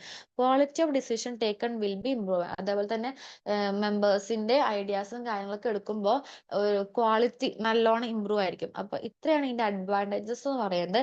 ഇതിന്റെ ഡീമെറിറ്റ്സ് എന്ന് പറയുന്നത് quick decision making is not possible. പെട്ടെന്ന് ഒരു ഡിസിഷൻ എടുക്കൽ നടക്കില്ല, ഇത്രയും പേരോട് ചോദിക്കണം. പക്ഷെ മറ്റേതിൽ അങ്ങനെയല്ല, ഒരു ഡിസിഷൻ എടുത്ത് കഴിഞ്ഞു, നേരത്തെ എടുത്ത് കഴിഞ്ഞു, ക്വിക്ക് ഡിസിഷൻ ആണ് അവിടെ. പക്ഷെ ഇവിടെ അങ്ങനെയല്ല, പെട്ടെന്ന് ഒരു ഡിസിഷൻസും കാര്യങ്ങളും നടക്കില്ല. അതേപോലെ this type is not suitable for situations. അതായത് ഈ ഇങ്ങനത്തെ ലീഡർഷിപ്പ് എവിടെ മറ്റേ ടൈപ്പ് ലീഡർഷിപ്പിൽ പറ്റില്ല. ഇങ്ങനത്തെ ഒരു ലീഡർഷിപ്പ് മിലിറ്ററികളിലൊന്നും തന്നെ പറ്റില്ല. അപ്പൊ ഇതാണ് എന്ത് ഡെമോക്രാറ്റിക്. നമ്മുടെ രാജ്യം ഇങ്ങനെ ഡെമോക്രാറ്റിക്കിലാണ് കേട്ടോ, അല്ലാണ്ട് മറ്റേതുപോലെ അല്ല. ഇനി തേർഡ് വൺ നോക്കിയേ, ലേസസ് ഫെയർ. ഈ ടേം നിങ്ങൾക്ക് ചിലർക്ക് പരിചിതമായിരിക്കും, ചിലർക്ക് പരിചിതമായിരിക്കില്ല. ഇതൊരു പുതിയ ടേമാണ്, ലേസസ് ഫെയർ അല്ലെങ്കിൽ ഫ്രീ റെയിൻ സ്റ്റൈൽ ലീഡർഷിപ്പ്. ഇതെന്ന് പറഞ്ഞാൽ എന്താണെന്ന് അറിയോ, നമ്മുടെ ലീഡർ ഇങ്ങോട്ട് വിട്ടുകൊടുത്തേക്കാം, സബോർഡിനേറ്റ് നിങ്ങൾക്ക് എല്ലാ കാര്യങ്ങളും വിട്ടുകൊടുത്തേക്കാം ഇഷ്ടമുള്ള പോലെ. അതായത് ഒരു ഗോൾ ഉണ്ടാവും, അതിനുവേണ്ടി നിങ്ങൾ എന്താ വെച്ചാൽ നിങ്ങൾ ചെയ്തോ, ലീഡർ ഞാൻ ഇങ്ങനെ ഇരുന്നോളാം, ആ ഒരു ഇത്. അതായത് the word laissez-faire is derived from the French word which mean let go. This type of leadership is not really a leadership. ഇതെന്ന് പറയുന്നത് ഒരു ലീഡർഷിപ്പ് ആണെന്ന് ചോദിച്ചു കഴിഞ്ഞാൽ ഒരു കൈൻഡ് ഓഫ് ലീഡർഷിപ്പ് അല്ല. He lead to he subordinate that task of planning. അതായത് planning, organising, executing എല്ലാം ആരാ ചെയ്യണത്, അവർ തന്നെയാണ് ചെയ്യുന്നത്.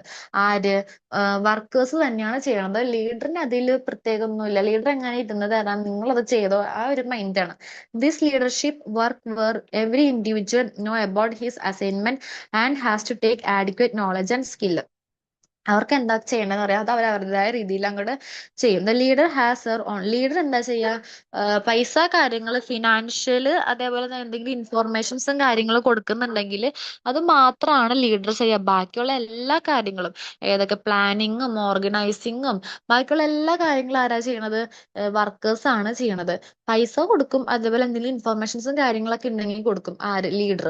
ബാക്കിയുള്ള എല്ലാം പ്ലാനിങ് തുടങ്ങി ഇംപ്ലിമെന്റ് ചെയ്യണ വരെയുള്ള എല്ലാ കാര്യങ്ങളും വർക്കേഴ്സ് ആണ് ചെയ്യണത്. മിക്കതും കമ്പ്യൂട്ടർ, സോഫ്റ്റ്വെയർ എഞ്ചിനീയറിംഗ് ആ ഒരു മേഖലകളൊക്കെ ഈ ലേസസ് ഫെയർ ആണ് വരുന്നത് കേട്ടോ.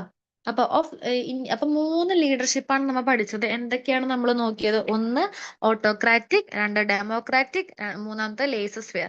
ഈ 3 of these 3 leadership, democratic leadership has the greatest. ഡെമോക്രാറ്റിക്കിൽ എങ്ങനെയാണ് അങ്ങോട്ടും ഇങ്ങോട്ടും പരസ്പരം, അതായത് എംപ്ലോയീസിന്റെ ഐഡിയാസും അതേപോലെ തന്നെ ലീഡറിന്റെ ഐഡിയാസും രണ്ടും കൂടെ ഒരുമിച്ചാണ് ചെയ്യുന്നത്. ഫസ്റ്റ് വൺ ഓട്ടോക്രാറ്റിക്കലി മെയിൻ ആയിട്ട് ഫോക്കസ് ചെയ്യുന്നത് ലീഡർ ആയിരിക്കും, ഡെമോക്രാറ്റിക്കലി രണ്ടുപേരും, ആൻഡ് ലേസസ് ഫെയറിൽ വർക്കേഴ്സ്. അപ്പോൾ ഏറ്റവും ഇമ്പോർട്ടന്റ്, ഏറ്റവും നല്ല ലീഡർഷിപ്പ് ഏതാന്ന് ചോദിച്ചു കഴിഞ്ഞു കഴിഞ്ഞാൽ നിങ്ങൾ എഴുതേണ്ടത് ഡെമോക്രാറ്റിക് ലീഡർഷിപ്പ് എന്നാണ്. അപ്പൊ ഇത്രയാണ് ലീഡർഷിപ്പിനെ കുറിച്ച് പറയാനുള്ളത്. നമ്മുടെ ചാപ്റ്റർ കഴിഞ്ഞു. നമ്മുടെ ചാപ്റ്ററിൽ ഇത്രയാണ് പറയാനുള്ളത് കേട്ടോ. ആൻഡ് ഒന്നും കൂടി നോക്കുകയാണെങ്കിൽ എന്താ ലീഡർഷിപ്പ് ഇമ്പോർട്ടന്റ് ആട്ടോ. നിങ്ങൾക്ക് 3 മാർക്ക് അല്ലെങ്കിൽ 5 മാർക്കിനൊക്കെ ചോദിക്കാം എന്താണ് ലീഡർഷിപ്പ് എന്ന് ചോദിക്കാം. അതേപോലെ തന്നെ ലീഡർഷിപ്പിന്റെ ക്വാളിറ്റീസും ചോദിക്കാം. അതൊക്കെ നിങ്ങൾ ലീഡർഷിപ്പും ചോദിച്ചു കഴിഞ്ഞാൽ എന്താണെന്ന് എഴുതണം, ക്വാളിറ്റീസ് എഴുതണം, എത്ര ടൈപ്സ് ഉണ്ടെന്ന് എഴുതണം. ഈ ടൈപ്സുകളൊക്കെ നിങ്ങൾക്ക് 1 മാർക്ക് 2 മാർക്ക് ഇതേപോലെ എസ്സേകളൊക്കെ ആയിട്ടൊക്കെ ചോദിക്കാം കേട്ടോ. അപ്പൊ നമ്മുടെ ചാപ്റ്റർ കഴിഞ്ഞു കേട്ടോ. നമ്മുടെ ഒരു വലിയ ചാപ്റ്റർ ആയിരുന്നു, അത് നമ്മൾ തീർത്തു. നമുക്കിനി കുറച്ച് ക്വസ്റ്റ്യൻസ് ഒന്ന് നോക്കിയേക്കാം. കാരണം നമ്മൾ ഓൾറെഡി ഡിസ്കഷൻ ചെയ്ത ടോപ്പിക് തന്നെയാണ്, എന്നാലും ഒന്നും കൂടി ഒന്ന് നോക്കാം. ഇമ്പോർട്ടന്റ് ആയിട്ട് ഇതിനകത്ത് നിന്ന് വരുന്ന എസ്സേകളാണ് ഞാൻ കൊടുത്തേക്കുന്നത്. നമ്മൾ ലാസ്റ്റ് പഠിച്ച ലീഡർഷിപ്പ് സ്റ്റൈൽസ് ടൈപ്പ് അത് ഇമ്പോർട്ടന്റ് ആണ്. അതേപോലെ മോണിറ്ററിങ് ആൻഡ് ഇവാലുവേഷൻ 2 മാർക്കിന് ചോദിക്കാം. അതേപോലെ മണി മാനേജ്മെന്റും മെറ്റീരിയൽ മാനേജ്മെന്റും ആൻഡ് അതേപോലെ പേഴ്സണൽ മാനേജ്മെന്റും ഇമ്പോർട്ടന്റ് ആണ് കേട്ടോ. അപ്പൊ ഇത്രയും ക്വസ്റ്റ്യൻസ് ഈ ഭാഗത്ത് നിന്ന് ഇമ്പോർട്ടന്റ് ആണ്. അപ്പൊ നമ്മള് ഫണ്ടമെന്റൽ മാനേജ്മെന്റ് എന്ന് പറയുന്ന വലിയ ചാപ്റ്റർ ആണെന്ന് ചോദിച്ചാൽ അത്രയും വലുതല്ല, എന്നാലും ഓക്കെ ആയിട്ടുള്ള ചാപ്റ്റർ ആണ്. നമ്മള് തീർത്തിരിക്കുകയാണ്. ഒന്നും കൂടി റൗണ്ട് ചെയ്യാന്നാണെങ്കിൽ എന്താണ് ഫണ്ടമെന്റൽ നമുക്കറിയാം. Management is getting things done through people, അതാണ് മാനേജ്മെന്റ്. അത് നിങ്ങൾക്ക് ചോദിക്കാം, അത് ഇമ്പോർട്ടന്റ് ആയിട്ടുള്ളതാണ്. നമ്മൾ മാനേജ്മെന്റ് എന്താണെന്ന് പഠിച്ചു. മാനേജ്മെന്റ് ആർട്ടാണ്, അതേപോലെ മാനേജ്മെന്റ് സയൻസ് ആണെന്ന് നമ്മൾ പഠിച്ചതാണ്. ഫസ്റ്റ് ക്ലാസ്സിൽ എടുത്തതാണ് കേട്ടോ. ആരെങ്കിലും കാണാത്തത് ഉണ്ടെങ്കിൽ ഫസ്റ്റ് ക്ലാസ്സിൽ ചെന്ന് നോക്കുക കേട്ടോ, ഫസ്റ്റ് പാർട്ടില്. ഇനി മാനേജ്മെന്റിന്റെ ഫങ്ഷൻസ് അത് ഇമ്പോർട്ടന്റ് ആണ്. മാനേജ്മെന്റിന് ഒരു 9 ഫങ്ഷൻസ് ഉണ്ട്, അത് ഇമ്പോർട്ടന്റ് ആണ്. ഞാൻ ചെറിയൊരു വേർഡ് ഒക്കെ തന്നിട്ടുണ്ടായിരുന്നു പെട്ടെന്ന് മനസ്സിലാക്കാൻ വേണ്ടിയിട്ട്. അതൊക്കെ നോക്കുക. എന്തൊക്കെയാണ് planning, organising, directing, staffing, coordinating എന്നൊക്കെ പറഞ്ഞിട്ട് കുറച്ചൊരു 9 എണ്ണം ഉണ്ട്. അത് ഇമ്പോർട്ടന്റ് ആണ്. നിങ്ങൾക്ക് 5 മാർക്കിന് ചോദിക്കാനായിട്ട് വളരെ ചാൻസസ് കൂടിയതാണ് ഫങ്ഷൻസ് എന്ന് പറയുന്നത്. അതേപോലെ തന്നെ ഇമ്പോർട്ടന്റ് ആയിട്ടുള്ള വരുന്നതാണ് പ്രിൻസിപ്പിൾസ് ഓഫ് മാനേജ്മെന്റ്. 14 പ്രിൻസിപ്പിൾസ് ആണ് വരുന്നത്.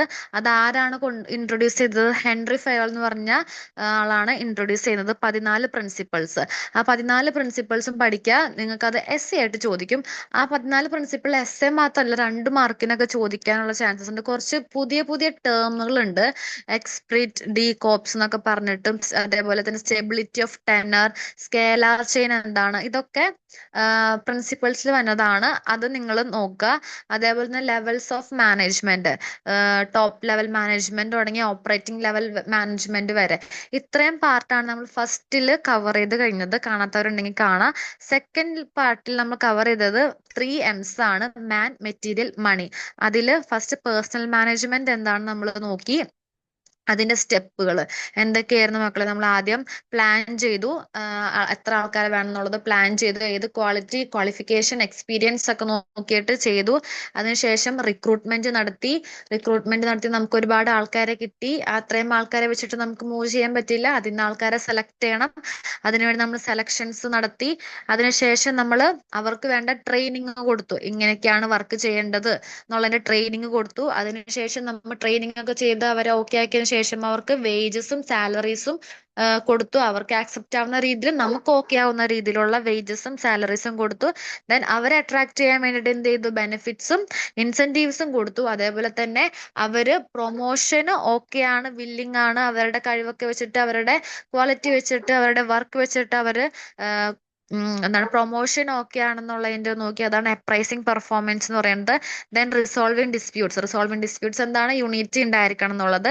ദെൻ കമ്മ്യൂണിക്കേഷൻ സ്കിൽ ഉണ്ടായിരിക്കണം. അതേപോലെ തന്നെ പേഴ്സണൽ മാനേജ്മെന്റ് 2 ടൈപ്പാണ് പറഞ്ഞത്, മാനേജറിയൽ ഫങ്ഷൻസും ഓപ്പറേറ്റീവ് ഫങ്ഷൻസും. അങ്ങനെ ഇത്രയാണ് എന്ത് പേഴ്സണൽ മാനേജ്മെന്റിൽ നിങ്ങൾ എഴുതേണ്ടത്. ദെൻ മെറ്റീരിയൽ മാനേജ്മെന്റ് നമ്മൾ ഡിസ്കസ് ചെയ്തു. ഹെൽത്ത് സർവീസിൽ എങ്ങനെയാണ് മെറ്റീരിയൽ മാനേജ്മെന്റ് എന്നുള്ളതും അതിന്റെ ഇമ്പോർട്ടൻസ് ആയിട്ടുള്ളതും. കൺസ്യൂമബിളും നോൺ കൺസ്യൂമബിൾ, ഏതൊക്കെയാണ് കൺസ്യൂമബിൾ, ഏതൊക്കെയാണ് നോൺ കൺസ്യൂമബിൾ. അതേപോലെ തന്നെ അതിൽ 4 സ്റ്റെപ്പുകളാണ് വരുന്നത്. ഒന്നാമത്തത് ഓർഡറിങ്. നമ്മൾ ഓർഡർ ചെയ്ത് എക്യുപ്മെന്റ്സും ഡ്രഗ്സും ഓർഡർ ചെയ്തു. എങ്ങനെയാണ് ഓർഡർ ചെയ്യുന്നത്, അതിന്റെ ഫോർമാറ്റും കാര്യങ്ങളൊക്കെ കൊടുത്തിട്ടുണ്ട്. അത് നോക്കാം. നമ്മൾ ഓർഡർ ചെയ്ത സാധനം നമ്മൾ സ്റ്റോർ ചെയ്യണം.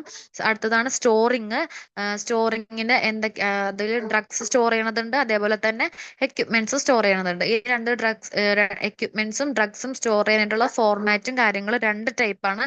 അത് 2 കൊടുത്തിട്ടുണ്ട്. അതേപോലെ തന്നെ കുറച്ച് ഗൈഡ് ലൈൻസും കാര്യങ്ങളുണ്ട്, അതും നോക്കണം. ദെൻ ആഫ്റ്റർ ഇഷ്യൂയിങ്, അതായത് അതിനുശേഷം നമ്മൾ വാങ്ങിച്ച സ്റ്റോർ ചെയ്ത സാധനങ്ങൾ ഇഷ്യൂ ചെയ്യണം. അത് ഇഷ്യൂ ചെയ്യേണ്ടത് ആവശ്യക്കാർക്ക് മാത്രമാണ് ഇഷ്യൂ ചെയ്യേണ്ടത്. തോന്നിയത് പോലെ ഒന്നും ഇഷ്യൂ ചെയ്യാനായിട്ട് പാടില്ല. ആവശ്യക്കാർക്ക് ഇഷ്യൂ ചെയ്യുക. അതിനും കുറച്ച് പോയിന്റ്സും കാര്യങ്ങളൊക്കെ ശ്രദ്ധിക്കുന്നുണ്ട്. അതേപോലെ തന്നെ അതിന്റെ ഫോർമാറ്റും കൊടുത്തിട്ടുണ്ട്. ഇനി നാലാമത്തെയാണ് കൺട്രോളിങ് ആൻഡ് മെയിൻ്റനൻസ്. അപ്പൊ ഇത്രയാണ് എന്തെന്ന് പറയുന്നത് മെറ്റീരിയൽ മാനേജ്മെന്റിൽ വരുന്നത്. അപ്പൊ മാൻ നോക്കി, മെറ്റീരിയൽ കഴിഞ്ഞു. ഇനി അടുത്തതാണ് മണി മാനേജ്മെന്റ്. ഹെൽത്ത് കെയർ മേഖലയിൽ ഏറ്റവും ഇമ്പോർട്ടന്റ് ആണ് മണി കെയർ ചെയ്യാന്നുള്ളത്. നല്ല റെസ്പോൺസിബിലിറ്റീസും കാര്യങ്ങളും ഉണ്ടായിരിക്കണം മണി മാനേജ്മെന്റിൽ പറയണത്. മണി എത്ര ടൈപ്പ് ഉണ്ട്? വിസിബിൾ മണി ഉണ്ട്, അതേപോലെ തന്നെ ഇൻവിസിബിൾ മണി ഉണ്ട്. അതിന്റെ എക്സാമ്പിൾസ് നോക്കി വെക്കുക. ദെൻ ഫിനാൻസ് എന്താണ്, ബഡ്ജറ്റ് എന്താണ്, അക്കൗണ്ടിങ് എന്താണ്, ഓഡിറ്റിംഗ് എന്താണ് നോക്കി വെക്കുക. അതേപോലെ തന്നെ നല്ല ഇമ്പോർട്ടന്റ് ആണ്, 5 മാർക്കിന് ചോദിക്കാൻ ചാൻസസ് വരുന്നതാണ് എന്ത്? Points to remember while handling government money. Government money handle ചെയ്യുമ്പോൾ എന്തൊക്കെ നോക്കണം എന്നുള്ളത്. ഗവൺമെന്റ് മണി എന്തിനാണ് തന്നേക്കുന്നത് അതിന് മാത്രം യൂസ് ചെയ്യുക. അതേപോലെ തന്നെ പ്രോപ്പർ ആയിട്ടുള്ള റെക്കോർഡിങ്സും കാര്യങ്ങളും ഉണ്ടായിരിക്കുക. ഡേറ്റ്, എന്നാണ് പർച്ചേസ് ചെയ്തതിന്റെ ഡേറ്റ്, എമൗണ്ട് ഒക്കെ നോക്കി വെക്കുക. അതേപോലെ പെറ്റി ക്യാഷ് വൗച്ചറിൽ തന്നെ ഇടുക. അതേപോലെ തന്നെ പ്രോപ്പർ ആയിട്ടുള്ള ചെറിയ എമൗണ്ട് ആണെങ്കിൽ ലോക്കറിലും, വലിയ എമൗണ്ട് ആണെങ്കിൽ ഓതറൈസ്ഡ് ആയിട്ടുള്ള ബാങ്കിലും ഇടുക. അതേപോലെ തന്നെ ഗവൺമെന്റ് മണി ഒരിക്കലും കയ്യിൽ സൂക്ഷിക്കരുത് എന്നുള്ളത് നോക്കുക. ഇൻ കേസ് എങ്ങാനും ഗവൺമെന്റ് മണി ആരെങ്കിലും എടുക്കുക അല്ലെങ്കിൽ സ്റ്റോളൻ ചെയ്യപ്പെട്ട് കഴിഞ്ഞാൽ അടുത്തുള്ള പോലീസ് സ്റ്റേഷനിൽ അറിയിക്കുക. അങ്ങനെ കുറച്ച് ഇമ്പോർട്ടൻസ് ആയിട്ടുള്ള പോയിന്റ്സ് ടു റിമെമ്പർ ഉണ്ട്. അത് ഇമ്പോർട്ടന്റ് ആണ്, വായിക്കുക കേട്ടോ. Then time management. Time management important ആണ്. അതിന്റെ ഫീച്ചേഴ്സ്, ടൈമിന്റെ ഫീച്ചേഴ്സ് എന്തൊക്കെയാണ് നോക്കുക. അതേപോലെ തന്നെ ശരിക്കും ഈ ടൈം മാനേജ്മെന്റ് ആർക്കൊക്കെയാണ് മക്കൾ നമുക്ക് കൊടുക്കേണ്ടത്? ഒന്നാമത് ടൈം ഇല്ലാത്തവർക്ക്, അതേപോലെ ബാഡ് ടൈം, അതേപോലെ തന്നെ എപ്പോഴും ലേറ്റ് ആബ്സെന്റീസ്, ഇവർക്കൊക്കെയാണ് ഈ ടൈം മാനേജ്മെന്റ് വേണ്ടത്. അതേപോലെ ഡിസോർഡർ, ടെൻഷൻ, ഇവർക്കൊക്കെ ശരിക്കും ടൈം മാനേജ്മെന്റ് വേണം. ആൻഡ് അതേപോലെ തന്നെ ടൈം മാനേജ്മെന്റ് പ്രിൻസിപ്പൾസ്, അതൊരു 10 എണ്ണം അല്ലേ മക്കളെ ഞാൻ പറഞ്ഞത്? ആ 10 എണ്ണം. ആ 10 എണ്ണം ഇമ്പോർട്ടന്റ് ആണ്. എന്തൊക്കെയാണ്? ബ്രീവിറ്റി, ഹാബിറ്റ്, അതായത് prioritisation, effectiveness, time estimate, authorities, ഇതെല്ലാം ഈ 10 പ്രിൻസിപ്പൾസും ഇമ്പോർട്ടന്റ് ആണ് ടൈം മാനേജ്മെന്റിന്റെ കേട്ടോ. അതേപോലെ തന്നെ നമുക്ക് അപ്പൊ ഇത്രയാണ് ടൈം മാനേജ്മെന്റിൽ വരുന്നത്. ഇനി ടൈം മാനേജ്മെന്റിൽ വേണം നിങ്ങൾക്ക് കുറച്ച് ടിപ്സും കാര്യങ്ങളൊക്കെ നോക്കി വെക്കാം. അതായത് എന്താന്ന് വെച്ച് കഴിഞ്ഞാൽ ലേൺ ടു സേ നോ. അതായത് നോ പറയേണ്ടടുത്ത് നോ പറയാം. നമുക്ക് ടൈം ഇല്ല, നമുക്ക് ഇന്ന ഇന്ന കാര്യങ്ങളൊക്കെ ചെയ്യാനുണ്ട്. ആ സമയത്ത് വേറെ ആൾ വന്നിട്ട് പറയണം എന്നോട് ഇന്ന കാര്യം ചെയ്യണം. പക്ഷെ നമ്മുടെ ഉള്ളില് നമുക്ക് നോ എന്ന് പറ്റില്ലടാ നമുക്ക് ഇത്. പക്ഷെ അത് നോ എന്ന് പറയണത് നോ തന്നെ പറയാൻ പഠിക്കുക. അതേപോലെ തന്നെ ടൈം ഒന്നും വേസ്റ്റ് ചെയ്യാണ്ടിരിക്കുക, ആരെയും വെയിറ്റ് ചെയ്യാണ്ടിരിക്കുക. ഇങ്ങനെയൊക്കെ ചെയ്താലാണ് നമുക്ക് ടൈം കൺസ്യൂം ചെയ്യാനും മാനേജ്മെന്റ് ചെയ്യാനായിട്ടും പറ്റും. ദെൻ മോണിറ്ററിങ് ആൻഡ് ഇവാലുവേഷൻ, അത് ഇമ്പോർട്ടന്റ് ആണ്. അത് നോക്കി വെക്കുക. 2 മാർക്കിന് ചോദിക്കാനായിട്ട് ചാൻസസ് കൂടുതലാണ്. പിന്നെ നമ്മൾ പഠിച്ചാണ് ടീം വർക്ക് എന്താണ്, ടീമും ഗ്രൂപ്പും അവ തമ്മിലുള്ള വ്യത്യാസം എന്താണെന്ന് പഠിച്ചു. അതേപോലെ ഹെൽത്ത് ടീമിൽ അവരുടെ കാര്യങ്ങൾ നമ്മൾ നോക്കി. ഫീച്ചേഴ്സ് ഓഫ് ടീം നോക്കി. ദെൻ ബെനിഫിറ്റ്സ്, ടീമിന്റെ ബെനിഫിറ്റ്സ്, ടീം ലീഡറെ പറ്റി നമ്മൾ പഠിച്ചു. പിന്നെ ലാസ്റ്റ് പഠിച്ചതാണ് ലീഡർഷിപ്പ്. എന്താണ് ലീഡർഷിപ്പ് എന്നുള്ളത്? ലീഡർഷിപ്പിന്റെ ഏതെങ്കിലും ഡെഫിനിഷൻ പഠിച്ചു വെക്കുക. ആൻഡ് നമ്മൾ ലീഡർഷിപ്പിന്റെ ക്വാളിറ്റീസ് എന്തൊക്കെയാന്ന് നോക്കി. നല്ല നോളജ് ഉണ്ടായിരിക്കണം, ഇന്റലിജൻസ് ഉണ്ടായിരിക്കണം, നല്ല ഡെഡിക്കേഷൻ ഉണ്ടായിരിക്കണം, നല്ല ഹെൽത്ത് ഉണ്ടായിരിക്കണം, സിൻസിയറിറ്റി ആയിരിക്കണം.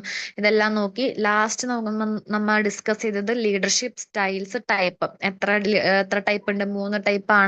എന്തൊക്കെയാണ്? Autocratic, democratic, laces fair. ഇത് 3ഉം പഠിക്കുക, ഇമ്പോർട്ടന്റ് ആണ്. അപ്പൊ ഇത്രയാണ് നമ്മുടെ ചാപ്റ്ററിലുള്ളത്. സിമ്പിൾ ആണ്, എല്ലാവർക്കും ഈസി ആയിട്ട് നല്ല രീതിക്ക് മാർക്ക് സ്കോർ ചെയ്യാം. 50% ആണ് കേട്ടോ നമുക്ക് ഇതിൽ നിന്ന് വരുന്നത്, ഫണ്ടമെന്റൽ മാനേജ്മെന്റിൽ നിന്ന് വരുന്നത്. അപ്പോൾ നല്ല രീതിക്ക് പഠിക്കാം, നല്ല രീതിക്ക് എക്സാം എഴുതാം കേട്ടോ. അപ്പൊ എല്ലാവർക്കും ഓൾ ദ ബെസ്റ്റ്. നല്ല രീതിക്ക് എല്ലാവരും പഠിക്കാം കേട്ടോ. Okay, thank you all.